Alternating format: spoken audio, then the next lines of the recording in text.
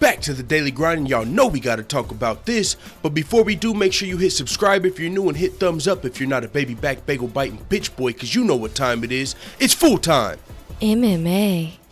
Former UFC heavyweight champion and one of the greatest heavyweights of all time to ever fight in mixed martial arts, Fabricio Werdum is releasing a statement after his UFC Fight Night 127 loss at UFC London via knockout at the hands of Alexander Volkov in the 4th round.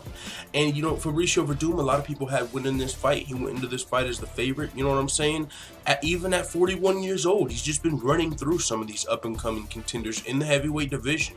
Some people thought that was the case here. I mean, we saw Fabricio Werdum beat Walt Harris on short notice in the 1st round, very quick submission. Then after that, he took another short notice fight, replaced Mark Hunt versus Marcin Tybura over in Australia or Sydney.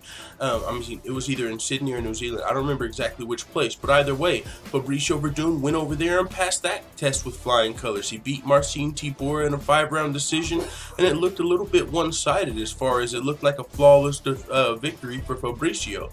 And so he ran through 2 up-and-coming guys in the heavyweight division. Now he had Alexander Volkov ahead of him, so people thought it was some, you know, kind of like the same thing going on here.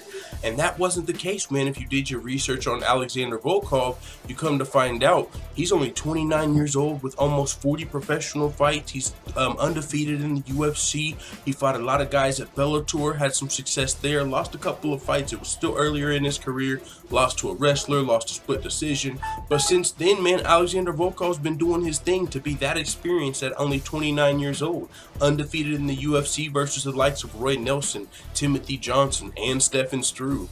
Now Fabricio Werdum. So Alexander Volkov is one of the, you know, brightest prospects of the heavyweight division. You know, because he's probably still got a good, you know, 10 or years left in him. The heavyweights fight till they're 39, 40, 41, 42. You see that a lot. And this guy's still very young. So going into the fight, some people seen, hey, Alexander Volkov, he's going to be tough to deal with, as you know. That's why some of us picked him to win the fight, which I did. But at the same time, Fabricio Werdum is a legend, but nobody beats Father Time. And eventually, one of these days, it was going to catch up to Fabricio. He's been looking great. He lost his title to Stipe Miocic, and that was honestly probably his only loss in his last 10 fights, unless you go to the Alistair Overeem fight, which was very controversial. A lot of people had Fabricio winning that fight. But with that being said, man, it is what it is. Fabricio Werdum took a L. No, you know, no need to really hold his head too low. He still has accomplished a lot in this sport and has a bright future ahead of him, as he's going to be doing work with the UFC commentary team. I believe he's part of the Spanish broadcast. Also, he's showed interest in going to the WWE. And if you saw his weigh-ins, his pre-fight stare down with Alexander Volkov, he acted like he was going to hit him with the chair WWE style, and then he just stood on top of it. But either way, man, Fabricio Werdum still got a bright future. Nothing but a loss. He's felt this before, but it did put a halt to his, you know, hopes of another UFC title shot probably. But with that being said, this is Fabricio's statement. He said, I would like to thank everyone who cheered for me, who sent me messages of support, and who are by my side in this difficult moment, which is a defeat.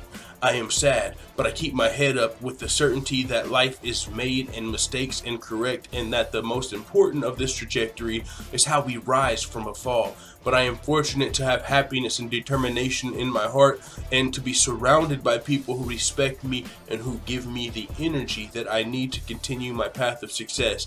Thanks for the support, and know that each one of you is very important to me. That was Fabricio Werdum's statement via social media, saying, yeah, man, it's sad, you know, but at the same time, watch how I bounce back, man. Last fight took a L, but tonight I bounced back.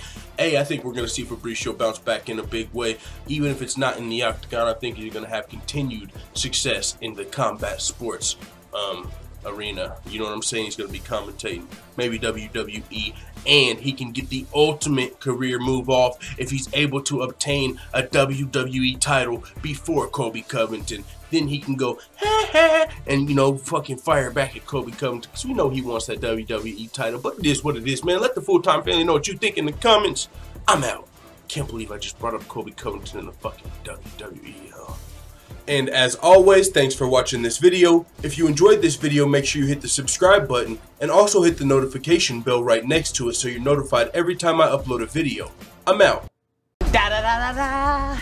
It's the motherfucking DOWG.